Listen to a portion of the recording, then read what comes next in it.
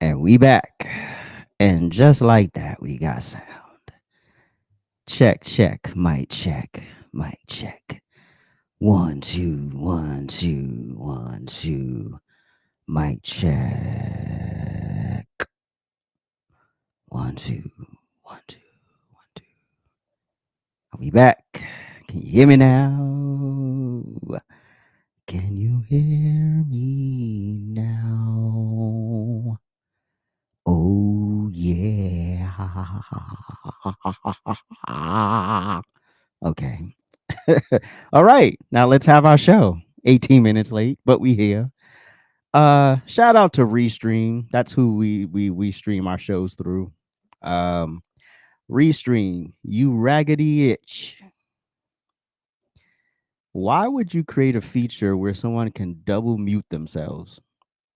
So where I'm usually muted, fine. It looks like everything's fine. Everything's clear. Everything's good to go.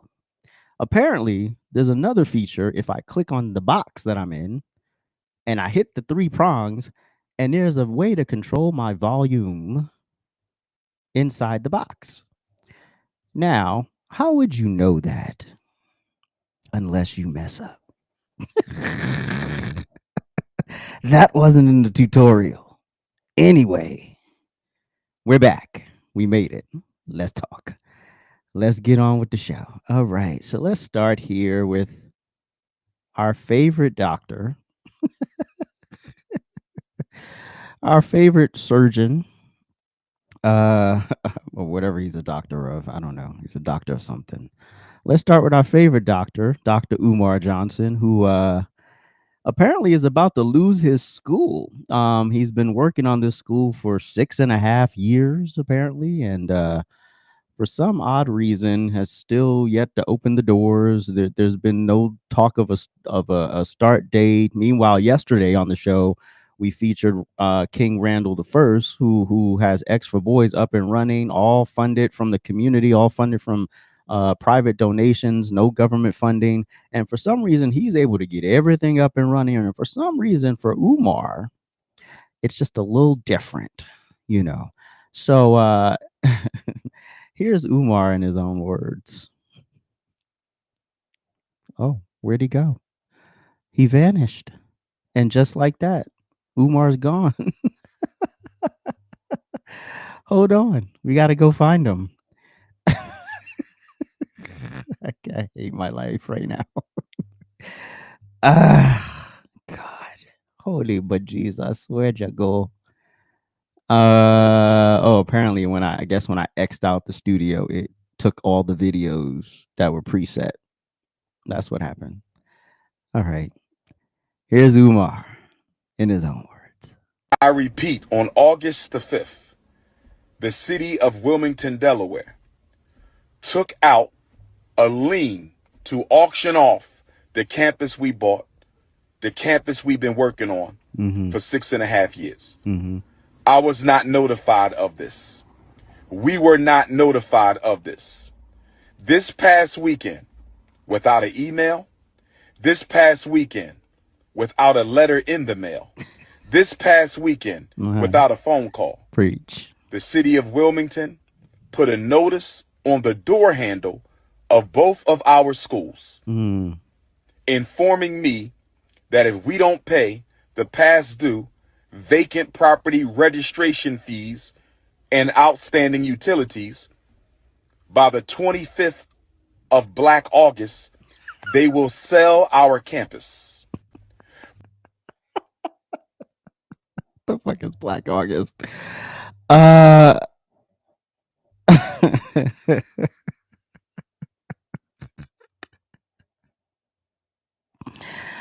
I don't know if because there was a longer video, so I don't know if this is the video where he goes over uh all of the logistics. This might be the video. I don't know what Black August is, but that felt like a good moment to take a pause. Brothers and sisters, can I ask you a question? Yes, go ahead, bro. Why were we not notified that they were going to try to sell our campus? Oh. Brothers and sisters, Mm. why are they trying to sell our campus at the very moment that our accounts are frozen? Oh. Brothers and sisters, is it a coincidence? Mm. Is it a One coincidence? more time. Is it a coincidence that the city of Wilmington is trying to sell properties that we own and have been working on continuously behind our backs? Mm. They were going to sell our schools behind our backs. Oh. They didn't even tell us that they were going to try to sell our schools. We received no notice in the mail. We received no notice by email. Mm. We received no phone calls at all that they were going to try to sell our schools. Instead, they put a notice on the door handle. Somebody stole one set of notifications and sent it to the YouTubian struggle streamers.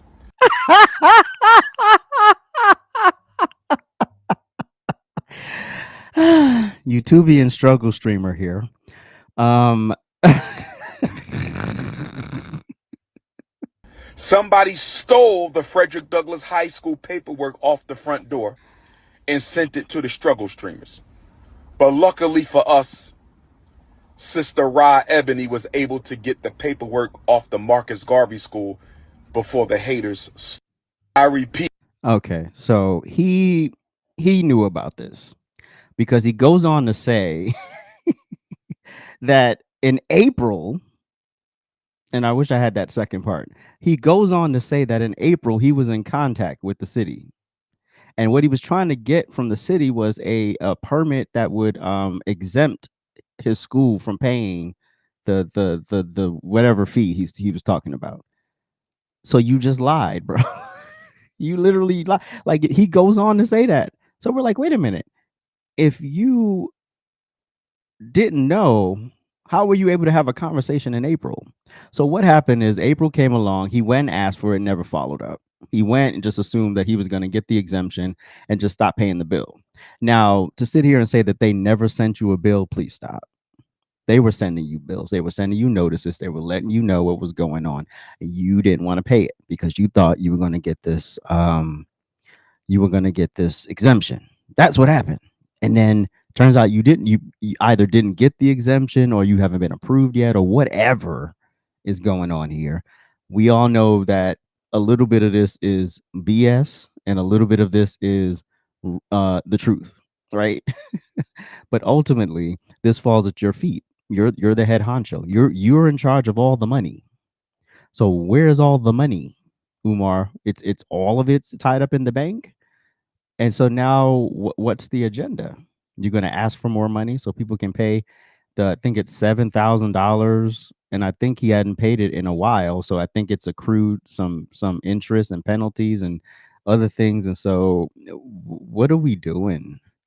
This is such a big issue in our community. Is financial mismanagement. This is financial mismanagement 101. King Randall the First literally started a school from nothing. Literally started a school from the bricks and said, I have a vision. I know what my community needs, and I'm here to step up. He stepped up and he got the funding. In spite of, going on Roland Martin and being berated, despite of all of those things, he did it. He got it done, right? Here you go. Six, almost 7 years later, bro. 7 years later, and the school hasn't, there's no entry point in sight. There is no point of starting anywhere, right? We're bored. Umar, just tell us it's a scam already because everybody see the writing on the wall.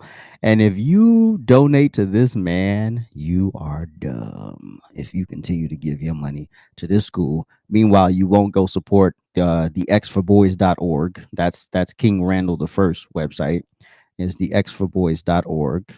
If you want to go help them out and go watch yesterday's episode. It's the first story in yesterday's episode, so you don't have to go searching for it. And so go watch it.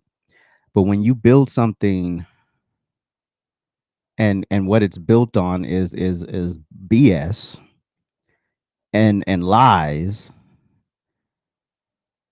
and it's the antithesis of everything you claim you stand for.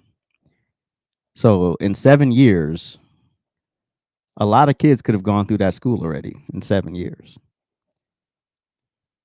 So the goal here isn't really to build a school. The goal is something nefarious. In my opinion, is something nefarious.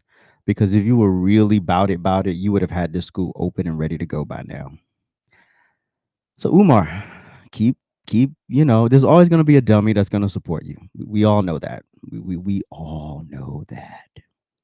You turn on the camera, they're like, "Oh, the Prince of Pan Africanism." Meanwhile, AJ's the coon, but he can do whatever he wants. He can keep asking for money. I sell a T-shirt. I'm a grifter.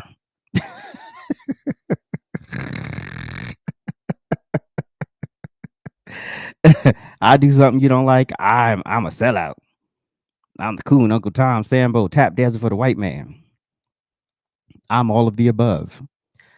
But this man has literally bamboozled the black community for almost a decade at this point, and y'all still supporting him. Y'all still going to his conferences. Y'all still watching his live streams. Y'all still throwing cash at the school, and it's never going to happen. The school's never going to happen. You know, so give up the pipe dream. Uh, Stop pretending like you're this purveyor of education and Africanism, and you want to uplift the black people. That's not the goal here.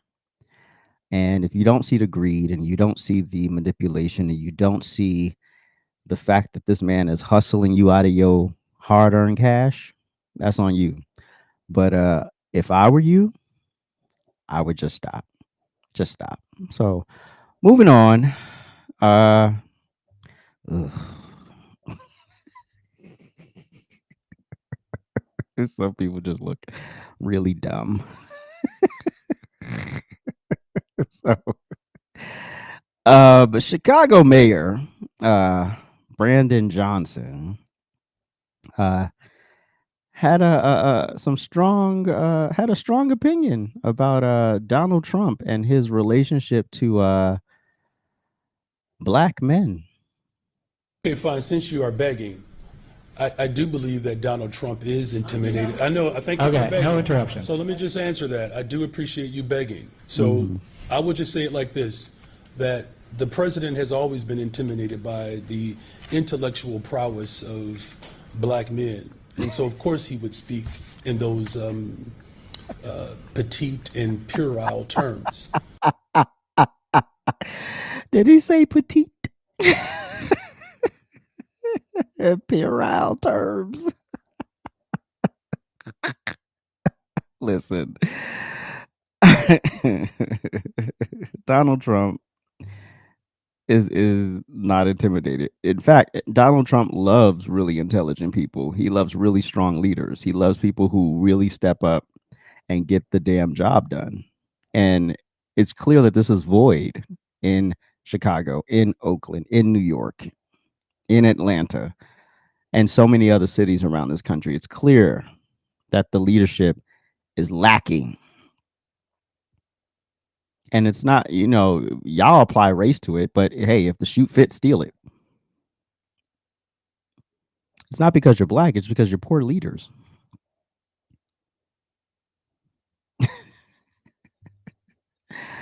If Donald Trump, listen, Jay Lee, listen, um, if Donald Trump was, quote unquote, intimidated or wait, what was his act? He was intimidated by intellectual prowess of black men.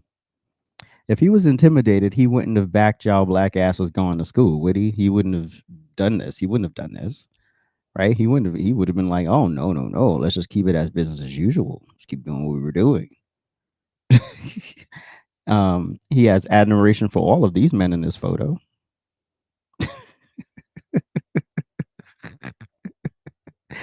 So you mean to tell me he's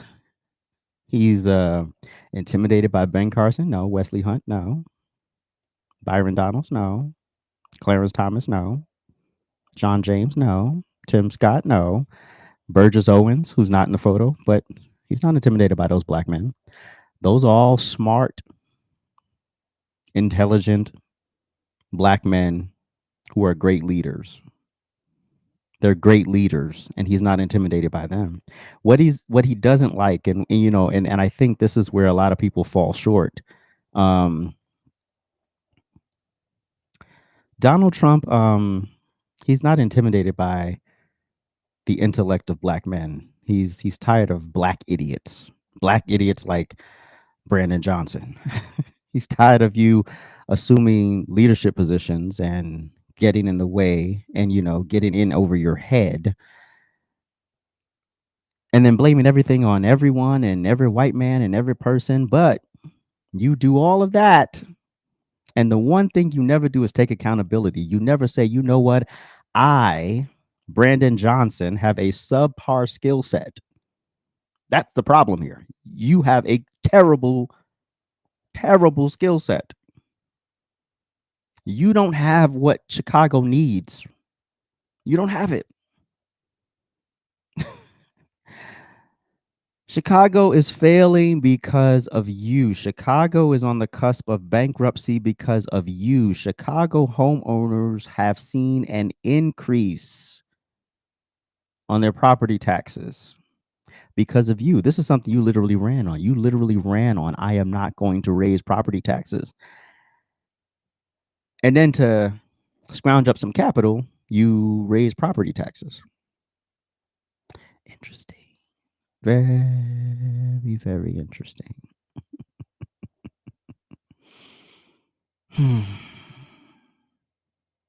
You, sir, are not a black intellectual. Um, at best, you are a subpar token who is very limited in talent. And you have done an awful job and irreparable damage to the people of Chicago. And a little accountability at this point would go probably a lot further for you, but you'll never do it. It's always going to be somebody else's fault. And that's weak leadership. You wouldn't know accountability if it came and bit you on your incompetent black ass.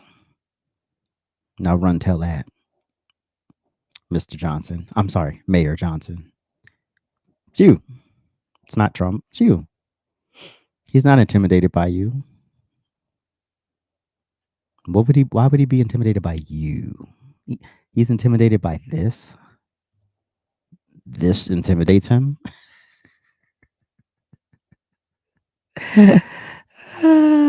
That intimidates, apparently, that intimidates the president. Can't make this stuff up. Um,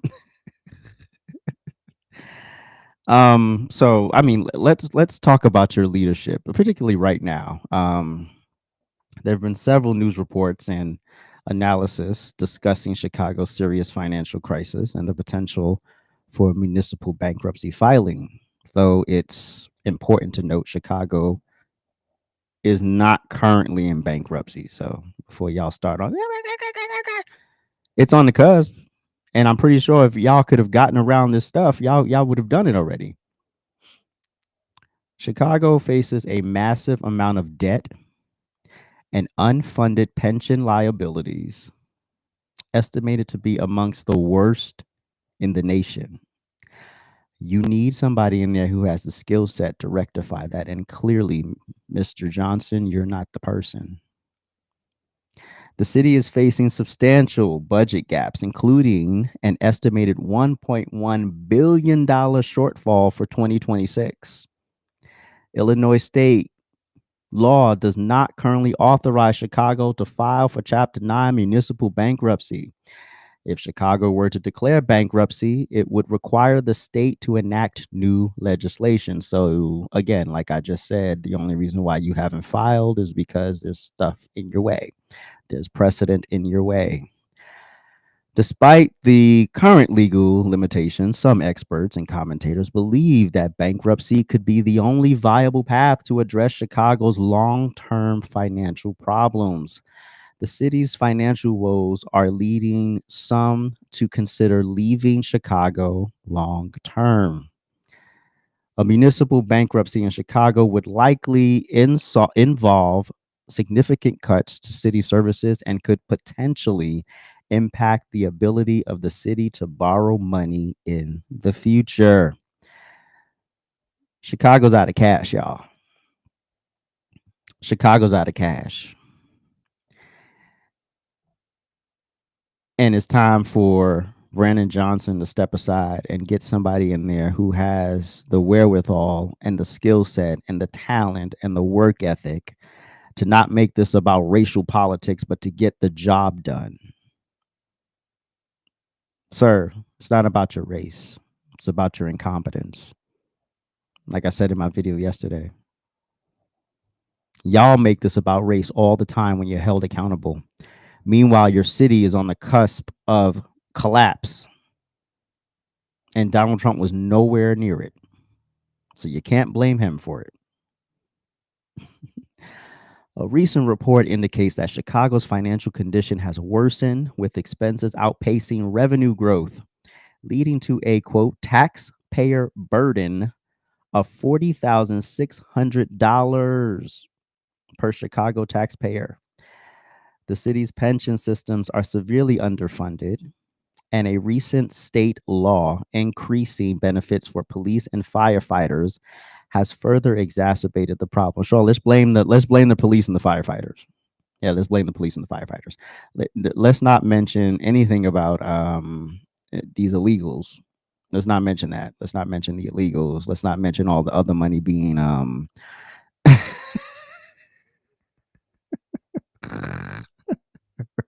yo.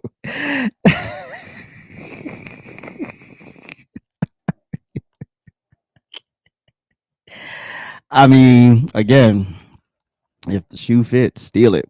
All right. So Mayor Johnson, cut the crap. Take accountability. No one's gonna save you. Nobody's going to come in and magically do your job. You're the guy. So why don't you step up and do your damn job for the people of Chicago? Moving on. All right. Did y'all know that there are 4 types of black people? Oh yes. Oh yes. Oh yes. There are 4 types of black people. And I don't remember this dude's name, but he's a TikToker and a YouTuber. You'll know him when you see him. And for some reason, oh, there it is. Go. There are 4 different types of black people: blacks, Negroes, niggas, and you know the last one. You want to say it so bad. Black people are hardworking, honest, resilient. We know exactly what we want. We know exactly what we're pushing for. Our beauty and our excellence is equally matched to anyone who is productive and working hard in society. Negroes are your entertainers. They're your shitty politicians. They're the people that you all love. The Brandon Johnsons. That's the Brandon Johnsons right there. That's the Maxine Waters. Yeah. Those people. That's your Corey Bush, your Ayanna Presley's. Yeah, that's this level. Negro. Love and throw money at. They live in affluent communities. They don't really live in the black community. They think they're representation of black people. They're really not. They're not bad, but they're not good either. The good thing is that they are an example of those who take the opportunities that are in front of them and make something of it. Niggas are a problem. Niggas are an issue. They're ghetto, they're loud, they're obnoxious, and they're typically non-violent to a degree. They'll get into fights, they'll get into arguments, they'll do all this, but they're not going to murder you or anything. They may steal your bike, they may cut in line, they may do a whole host of shit that's ghetto and messy, ratchet, and Oh, obnoxious. Jesus. This Oh, is all the Jesus. EBT queens and baby mamas out there, as well as your crackhead Fred So your baby mamas, mamas, and I'm probably gonna get in trouble for the music on this video, but that's fine. We'll get past it. and Tyrones. They're the main reason for why Walmart isn't 24 fucking hours. The last one at the bottom, we'll just call them Swisher Sweets, are the worst of the worst. You're going to Yeah. see them on the 5 o'clock news tonight. They're the George Floyds, they're the Trayvon Martins, they're the Carmelo Anthonys. They're nobodies. They're the worst of the worst. And sadly, you have a lot of Negroes and a lot of niggas that defend these people as if they're champions. Now, there are more blacks and Negroes than there are niggas Facts. and Swisher Sweets. Facts. However, niggas and Swisher Sweets are the loudest vocal minority that we have within the black community. Yep. The fact that some of these niggas become, rich and famous and they move into the Negro side, it's hard to really separate them because we see the power, the wealth, the money that they have, everything they have, and we look at that as successful. I'm talking your Sexy Reds, I'm talking your Jasmine Crockett's, ghetto ass bitches that would never have any power in any civilized or structured society, but they happen to because of some popularity content. That's all it is. The greatest struggle black people have today is our identity crisis. And the representation that we have as a people is very poor because we allow the worst of the worst to be the loudest ones in the room. And we don't speak up because we're in fear of being kicked out of the black community. Oh, you're not going to be black, or you're going to be killed by these people who are just insane. We need to call it out and demand change for our own people. There are 4 different Facts. Facts. Absolute facts. So when people say I have black fatigue, that's why I'm like, no. You have nigga fatigue. You don't have black fatigue. You have hard ER fatigue, but you don't have black fatigue. Black people minding their business. They going to work, they paying their bills, they're taking care of their families, they're doing the damn thing, right? Black people don't care about any of this. The problem is, like said in the video, the loudest, most disgusting, degenerate ones get the most attention. So then it looks like it's the majority when it's really a very small subsect of black people cutting up and destroying it and messing up everybody's good time. But then when you get in a conflict with a white person, I get lumped in with that because I'm not allowed to push back or have an opinion that they don't like. So some white people can't make that distinction. So I just want to educate y'all a little bit. But I was also educated because in the comment section of this video, somebody said this. It's the same for white folks. So you got whites, you got rednecks, you got hillbillies, and peckerwoods. Now, for the white people in the chat, what's a peckerwood? I know the other three. I know whites, I know rednecks, I know hillbillies, but I don't know peckerwoods. So what qualifies someone as a peckerwood? Can somebody in the chat, if y'all are familiar with the term, let me know exactly what a peckerwood is. Let a brother know. Let a brother know.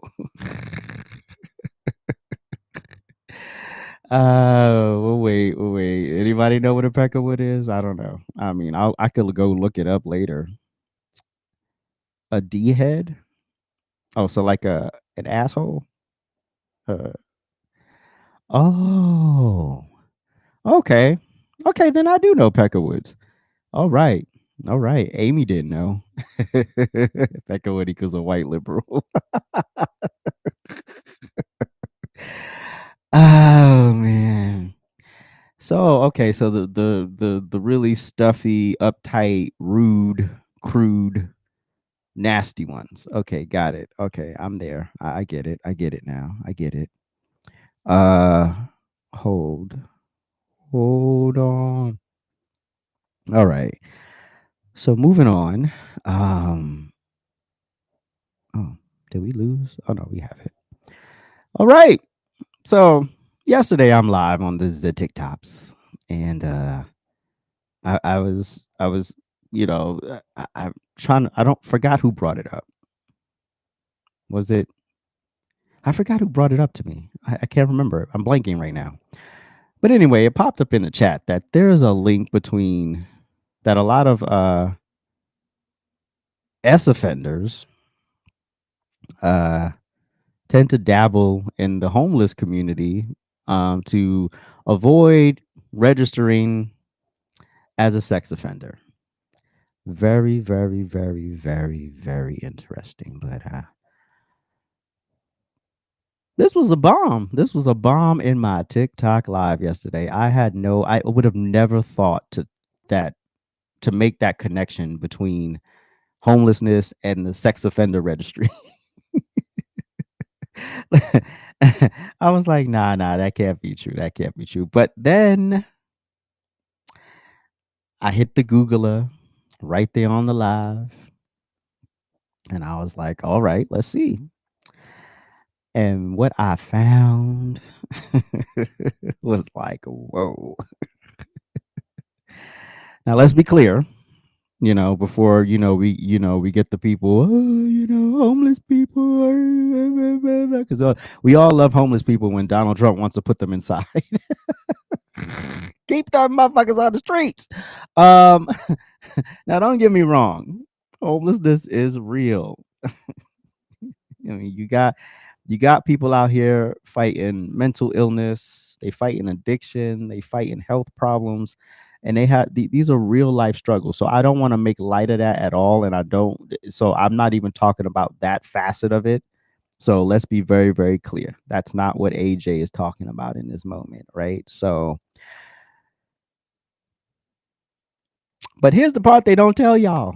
They don't tell us, any of us. This is never going to be on. This is never going to be in the A block on CNN. Some of these tents, some of these corners are being used as a hideout for predators who've done some of the most disgusting, vile things to people. So it's okay to be compassionate. And while you're out here pushing your compassion, we got to keep it all the way 1000% real. Everybody sleeping on the street ain't innocent. Everybody sleeping on the street ain't just down on their luck. Some of them are hiding right there in plain sight. And that, my friends, is a conversation folks don't want any of us to have. But we need to. So let's go to the article, which probably got deleted when I had to restart, and it sure did. So we're going to do this. Booyaka, booyaka. Bam. All right. So now we in the city journal, everybody. Sex offenders make up large share of homeless population, new report shows. And this is from May 2025, so this ain't from like 35 years ago. Most Americans understand the link between homelessness and crime, but activists and academics reject the connection, insisting that the homeless pose no elevated crime threat.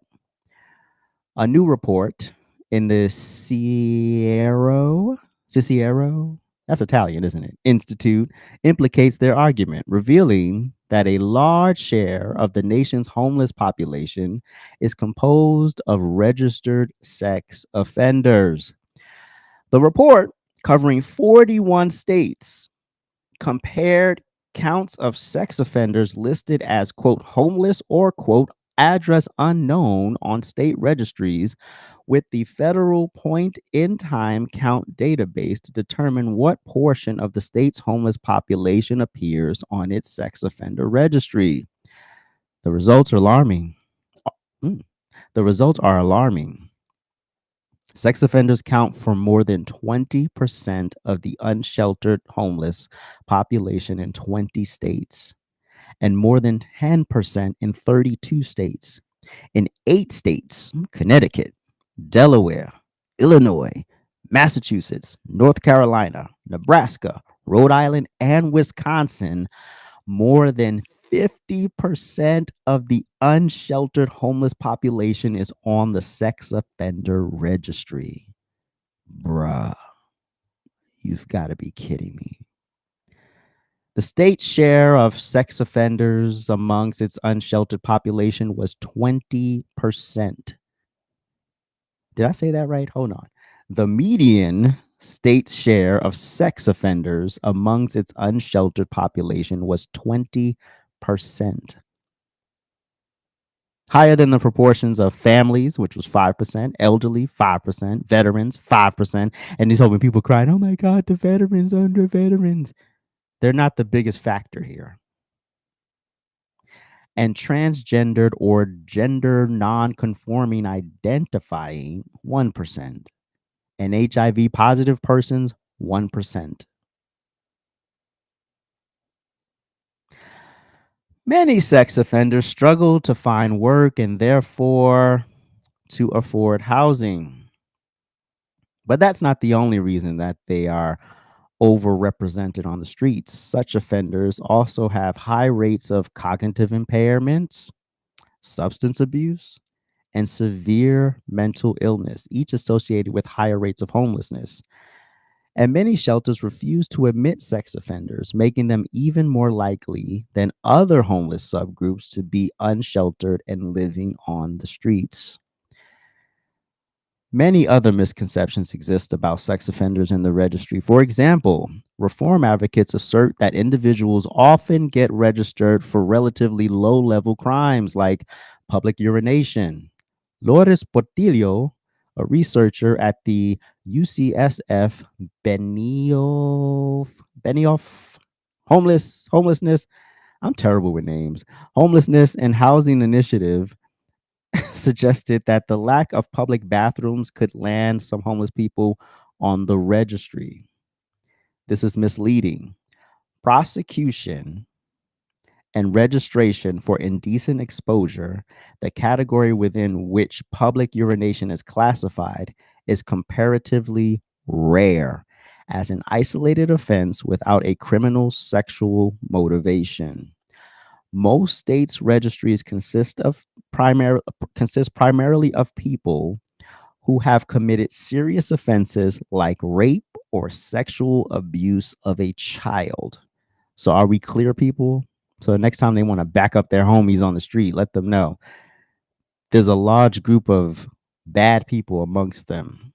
And we understand, like I preface with, people are hurting, people are dealing with problems, but you also have to be aware that there's a good chunk of these people that aren't, quote, good people who just fell on hard times. Sociologists often claim that sex offenders are not especially dangerous.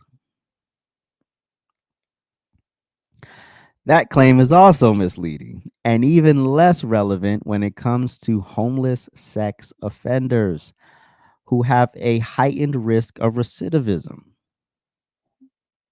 So you're more likely to reoffend. It's true that, according to the Bureau of Justice Statistics, sex offenders have the second lowest recidivism rate by offense type after murderers. But there are strong reasons to be skeptical of these figures. Incidents of sexual violence are grossly underreported. That is a fact. Just like the percentage of murders and carjackings in Washington, D.C. have been underreported. And y'all sitting up here talking about, it's a 30% low. Shut up. Moreover, sex offenders commit new sex crimes after their release at 2 to 4 times the rate of other offenders, suggesting a distinct pattern of specialization.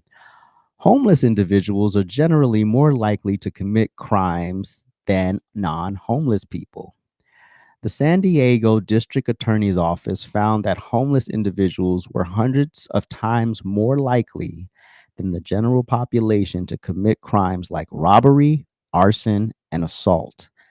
A large study of homeless by the UCSF's initiative found that nearly 8 in 10 homeless people reported going to jail, and more than 3 in 10 had been in prison. The literature on recidivism indicates that homeless offenders are more likely than non homeless offenders to commit new crimes. Despite these risks, the U.S. Department of Housing and Urban Development allows publicly funded programs to include sex offenders in their facilities and services that help women, children, and other vulnerable populations.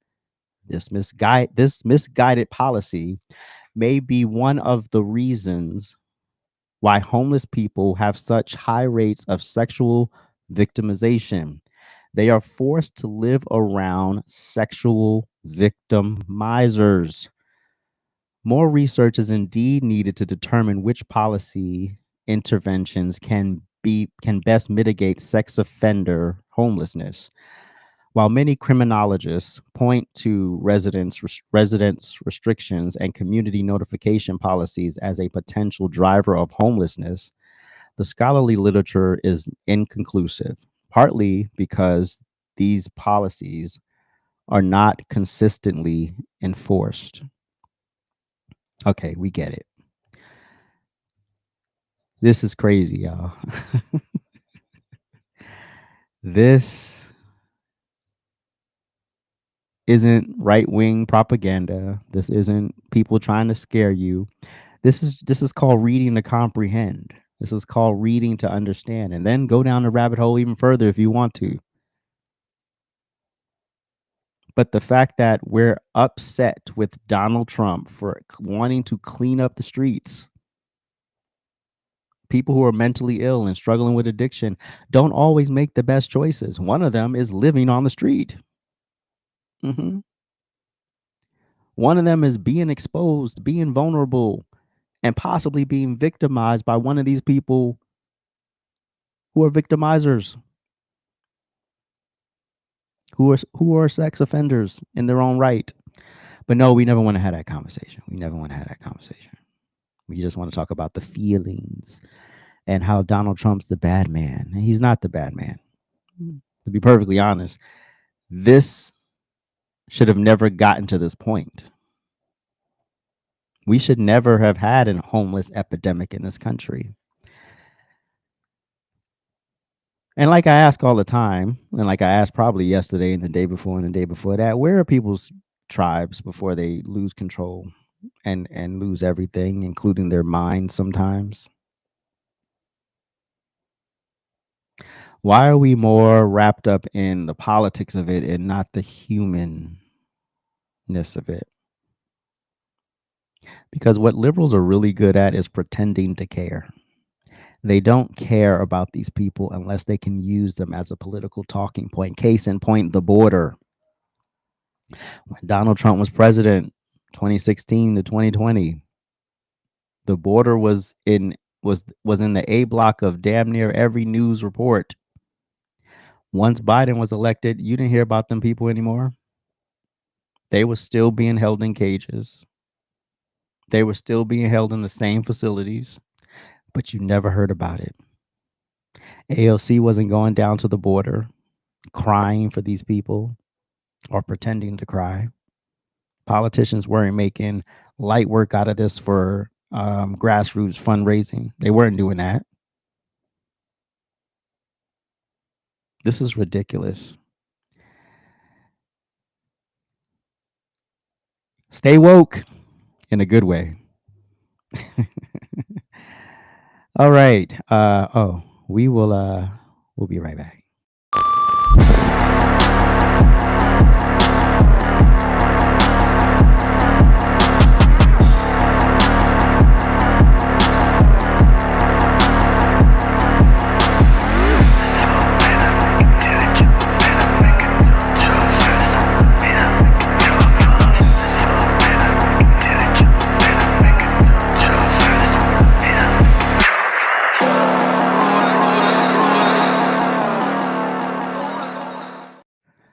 All righty, we are in a tizzy. We are in a tizzy, y'all. Over what? We need to be distracted again. So let's distract the people. Let's distract them. The boogeyman might be taking away the marriage from the gay folks. Oh.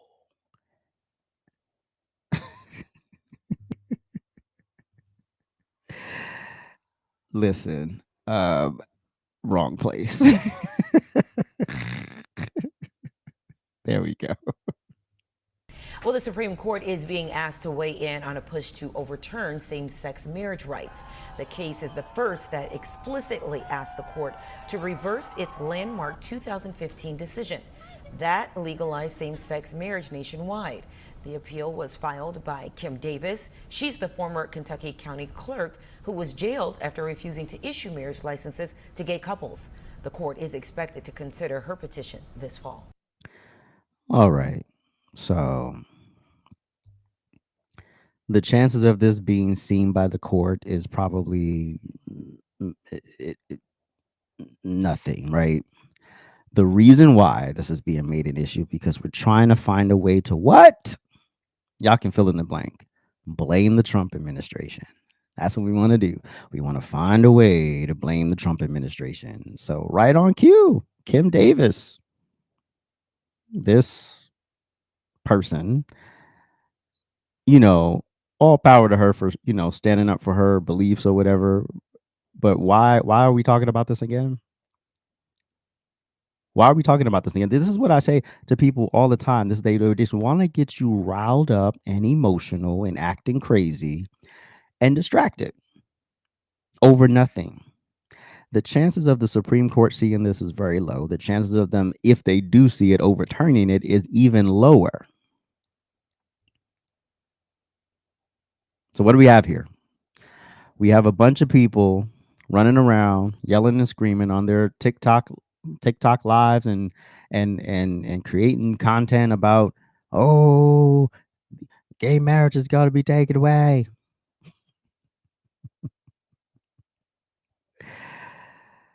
Let's clear this up really, really quickly. Because when I hear people panicking, it's just laughable because you can tell that they're unread, unresearched, and don't really care about facts. They just want to feel. It's like they just live to react. They just need that dopamine hit to just be over dramatic and over traumatized all the damn time. Now, can the Supreme Court overturn gay marriage? Technically, yes. But and however,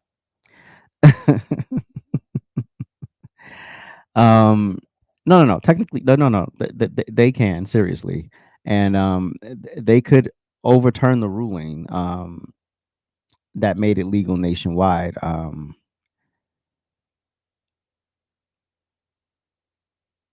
But here's the thing. You know what's standing in their way?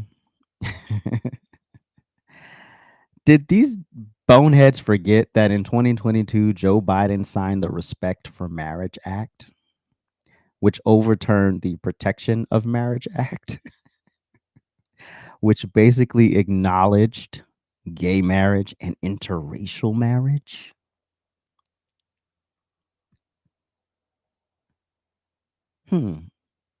Interesting. So, I mean, what the law says is simple, you know. Even if the Supreme Court flips this decision, states can still recognize marriages performed in other states. So if you get married where it's legal, your marriage stands. Period.